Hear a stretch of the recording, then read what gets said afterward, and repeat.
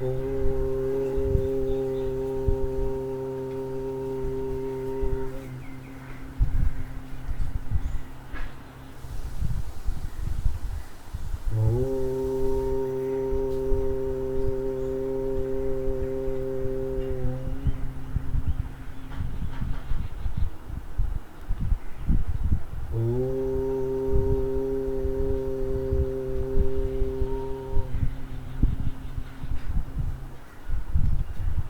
ॐ भद्रं कर्णेभिः शृणुयाम देवाः भद्रं पश्येमाक्षभिर्यजत्राः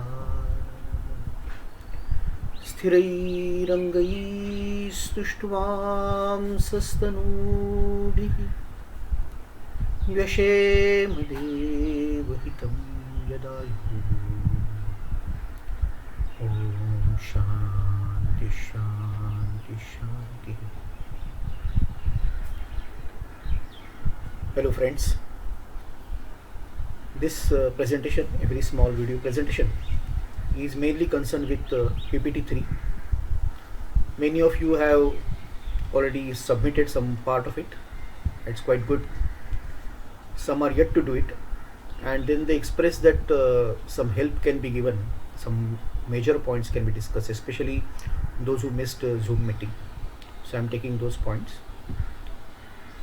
So the whole issue was about religion and spirituality, as you know, and we were trying to find out some of the major points in that. So the first slide says, Sri Aurobindo says that there are three powers that you must grasp to in order to judge value of a culture. There is first stage power of the original concept of life. Then there is a power of forms, types and rhythms it has given to life. And the last is the inspiration, vigor and force of vital execution of its motives manifested in the actual lives of men and of the community that flourished under its influence. These are the three powers. What are they actually? The first power is the original concept of life. What is the basic theme? What is the basic idea behind this Indian culture or its concept of life? It's Ishavasyavidam Sarvam. Whatever exists is all pervaded by divine. It is all divine. So this is divine's mention in which divine in himself is residing. And when we say everything, all animate, inanimate, all that is individual, in family, in a nation, in the globe, in the cosmos, whatever is existing, whatever is visible and invisible, whatever is physical and supraphysical, everything is divine. That is a basic idea. And then there were other ideas like Aham Brahmasmi, Tattvamasi and so on, all from the Vedas and Upanishads. Next power is, and yes, as we know, this original power or the original concept of life itself was very powerful. Next was to have the power of forms, types and rhythms, and that is very important because to have a good idea, to state that idea is not enough. It has to be repeated, it has to be made again and again, it has to be given different forms.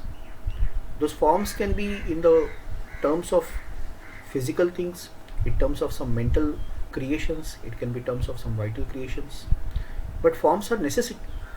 Unless there is a form, you cannot understand what is the idea, and therefore how well you can give the form, how repeatedly, how creatively you can give these forms, that was very important. And then there has to be repetition or rhythm of it. As we know, in India everything is rhythmic, everything is musical, everything is poetic, and therefore when it repeated again and again, then common men got a pulse of it, then only it goes into the veins of a common man. They understand poetry or the songs more easily. That's why in the tribal communities also you will see that they have got ballads, they sing, they have a long going songs. So music is so important for a human being to go deeper into his soul, close to his soul, and that was given through all our performing arts and the creative arts. Then there is last is the inspiration, vigor and the vital execution. This is equally important because unless it is done on a battlefield of life, unless there is somebody who takes it vigorously, it doesn't happen. I gave an example to somebody who asked it out about Adi Shankaracharya, that he wrote beautiful commentaries. He said so many things. He debated with many scholars, but then he also walked on foot from the length of breadth of this vast land, and he established four dhams. He connected this nation by his ideas and the words. He re-established Vedanta. So that was the vital execution. Swami Vivekananda had a Parivrajak state when he went from Calcutta to Himalayas, then from down to Gujarat, Rajasthan, Maharashtra, till he reached Kanyakumari. Then he said that then the mission dawned on me. So there is a vital. Then he went to Chicago and all that. So vital execution is equally important. And in our case, both the people who were rishis or the dharmagurus, as well as those who were the kings and administrators and businessmen, everybody took part in this execution. So these three powers really influence actual lives of the people. They flourished under that influence. That is the meaning of this. We must understand that this entire Indian religion, or we can say Sanatan Dharma, is having some very specific things, very peculiar things. And religion is the first idea by which human beings understand spirituality. That is why religion is important. You must have seen many snaps which I have given to you with this PPT. Almost 29-30 snaps are there. And they show so many celebrations, colors, and people doing different rituals. Then there are some videos I passed on where in Meenakshi Mandiram, how the worship is happening. Kedarnath, doors are opened up to the winter. And in Mumbai, you must have seen the immersion ceremony of huge Ganpati idols. What was the reason for passing on those videos is you must understand that how much effort has been undergoing this entire process, this immense religious effort. Because religion is the easiest way, quickest way for people to turn to spirituality. So first and the foremost, it was inspired in its heart by a very lofty principle. What was the principle? As I said, it was to allow each one to become God. Nar karni kare to nar ka Narayan hoy. Like that we say. Every human being can become divine. It is possible. That hope is given. That opening is given. That freedom is allowed. And the striking idea is that individual manhood is very important. To get human birth itself is very precious. When crores and crores of lives you spend in the inferior beings, and when you do many good things, then you get birth in human shell or human form. And among those human forms, you take many births, and when you do something great, really something worthwhile, then you get birth in India. That was the faith of our forefathers, and that is expressed right from south to north to northeast to northwest. You will find amazing synchronicity in their utterances. The great poet saint of Assam, Shankar Deva, he said that, and his disciple Madhav Deva, so they said that when there is crores and crores of birth, when there is Mahapunya Rashi, hetu kadachit manusya hoye Bharatvarsha ase, then there is some probability that you will take birth in India. And what was very important in this is that not only there was a striking great idea, not only there was a hope given to individuals, but there was a spacious plan of social architecture. They were allowed a society, they were allowed a structure of 4 ashramas and 3 gunas and the 4 purusharthas. A very clearly well neat structure was provided for each one to grow up, to find out his own or her own path. So not only it was a great philosophical, intellectual and artistic creativeness, no doubt all these things are a very core of Indian culture, but there was also a life-giving and fruitful life power, vivifying and fruitful life power. So life itself was also governed with this idea.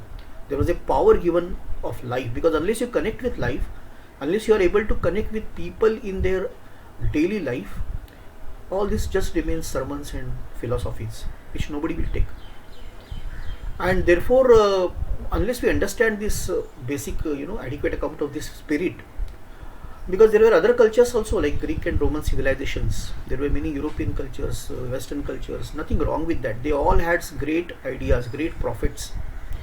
But here alone, sense after sense came, and they went on making this effort again and again, so that a common man in this land will be able to feel something about this supra-physical, about this spiritual, at some point of his life.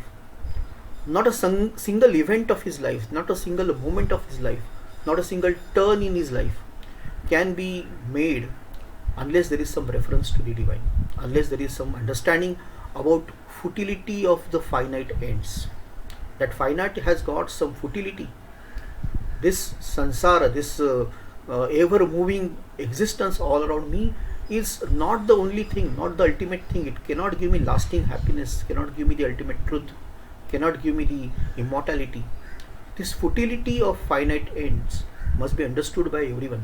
And that understanding should not just remain as Smashan Vairagya, we call it. It should not remain a understanding for a moment. It should become the turn of the life.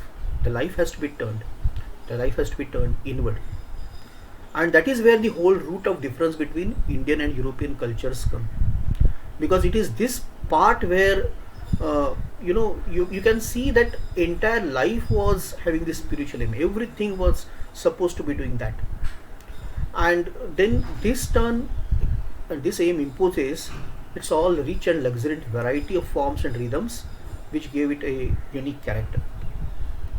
And that is the reason, that is why whatever is you see as generally common with the other cultures also, here we get a striking strength of originality.